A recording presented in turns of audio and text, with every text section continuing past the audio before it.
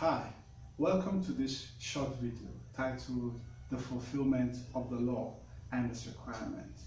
Now this is a very important topic, the fulfillment of the law and its requirement. Jesus Christ stressed it in the book of Matthew chapter 5 verse 17 that I have not come to abolish the law, but I have come to fulfill it.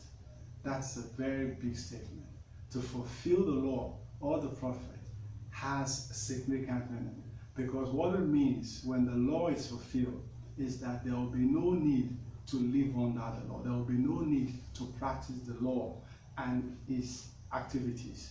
Now, in the book of Leviticus chapter 16, the whole book talks about the fulfillment of the law. Now, two things were stressed there. One, the sin offering. Second, the walking of the goat of the pasture into the desert. For Jesus Christ to be able to fulfill the law, he must actually be the goat of the sin offering as well as the goat of the sin of the pasture. This is very much important. Now, in the New Testament, while we know that on the cross he portrayed the goat of the sin offering, there is no clear-cut place in the same New Testament that shows where he actually became the sin, where he actually became the goat of the pasture and walked into the desert. And that is what this particular teaching is about.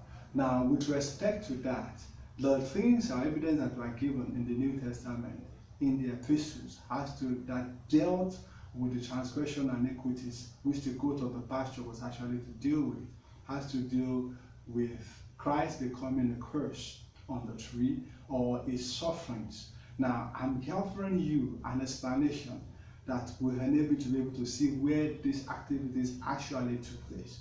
Now, come with me again to the book of Matthew chapter 17. In the book of Matthew chapter 17, the several activities were conducted. And we have the experience of Christ becoming was transfigured on the tree, or was transfigured on the mountain, and when he was coming down, questions was asked Jesus. We relate to this particular topic. Now, the apostles asked Jesus, they said, Master, why did the elders say that Elijah must come first? And the response of Jesus Christ is what I want us to look at. He said, Elijah did came first and restored all things.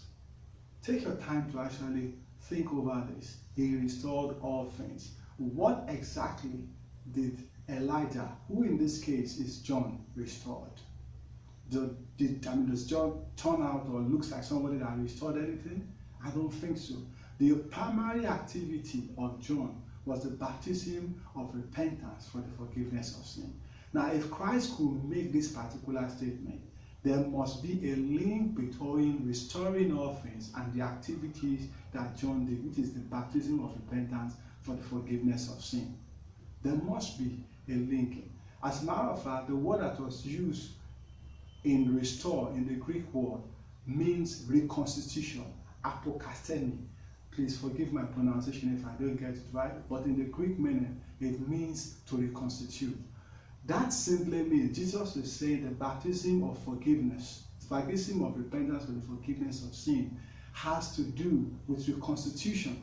And since we are talking about the law here, that simply means that the baptism of repentance for the forgiveness of sin has to do with reconstitution.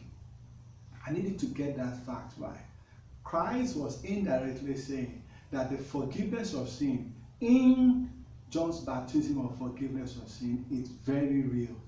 It's strong enough to bring about reconstitution.